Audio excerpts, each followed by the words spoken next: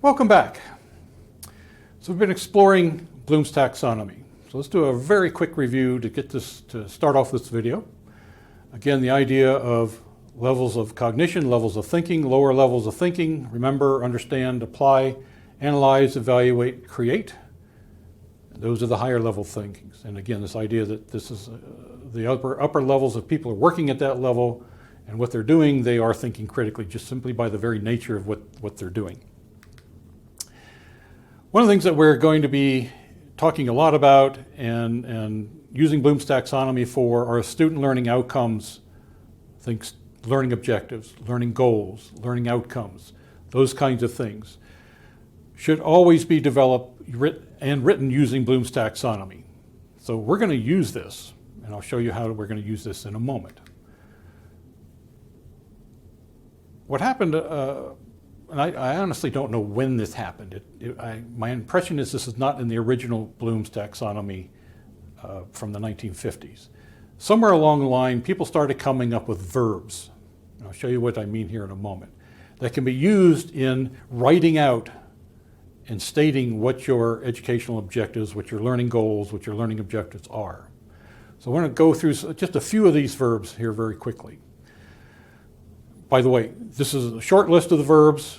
They're in your packet, your handout, but recognize if you go online, you can find lots of other lists of these verbs.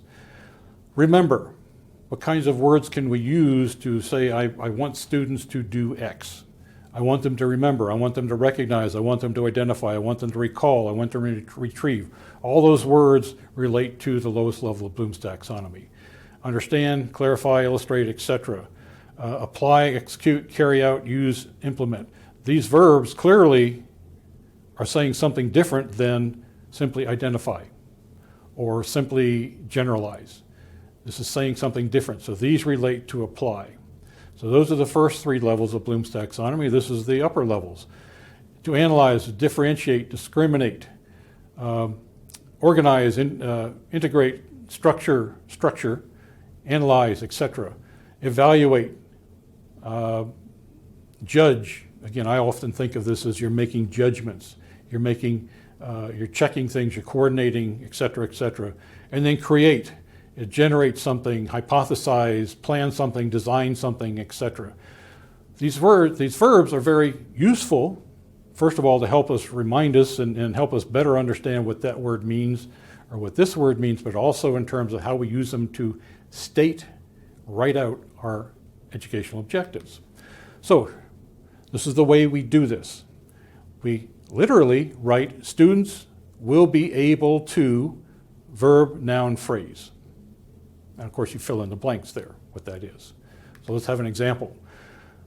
One example of a potential student learning objective, learning outcome. Students will be able to identify a learning objective that is clear and specific.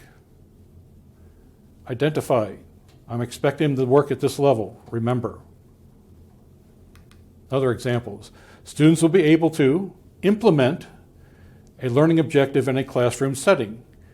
Implement, if you went back to that list I showed you a moment ago, it means apply. This is the level that we are asking the students to work. Students will be able to evaluate whether a learning objective has been achieved. I'm asking my students to evaluate working at this upper level of Bloom's taxonomy.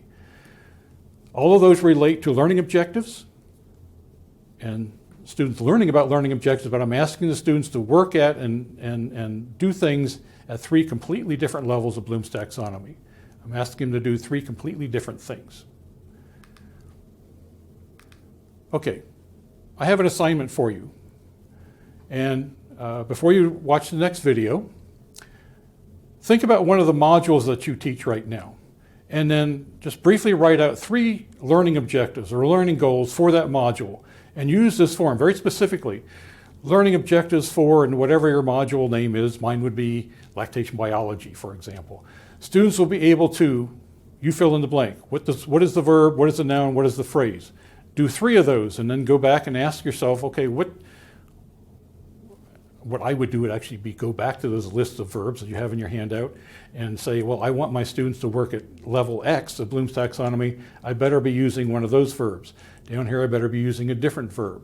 So I want you to again, before you do this, before you go to the next video, choose one of the modules you teach. Many of you teach multiple modules, and write out 3 initial learning objectives for that module. And do that before you start the next video.